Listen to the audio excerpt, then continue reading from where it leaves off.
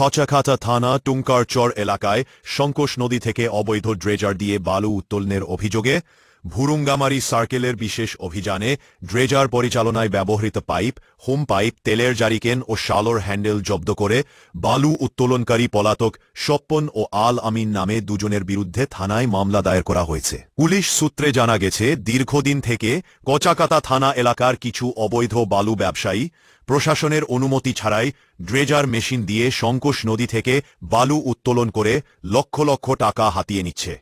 Dredger দিয়ে বালু উত্তোলনের কারণে শঙ্কোষ নদীর স্বাভাবিক প্রবাহ ব্যাহত হওয়া ছাড়াও নদী ভাঙন এবং আশপাশের রাস্তাঘাট, কৃষিজমি ও সরকারি সম্পত্তির ব্যাপক ক্ষতির সম্ভাবনা দেখা দেয়।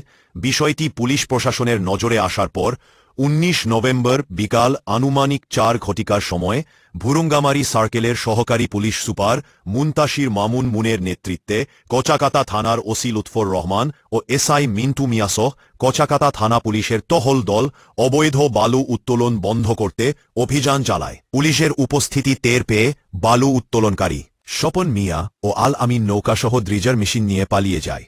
এ সময় পুলিশ ঘটনাস্থল থেকে 55 ফুট বালু উত্তোলনের প্লাস্টিক পাইপ, তেল বহনের কাজে ব্যবহৃত জারিকেন ও 2টি শালো মেশিনের হ্যান্ডেল জব্দ করে।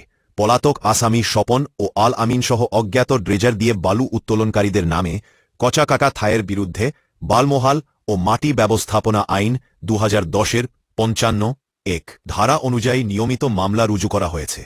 ভুরুঙ্গামারী সার্কেলের সহকারী পুলিশ সুপার মুনতাসির মামুন জানান, বাইদ বালু উত্তোলন রোধে এ ধরনের অভিযান চলমান থাকবে। মাসান টিভি, কচাকাটা, কুড়িগ্রাম।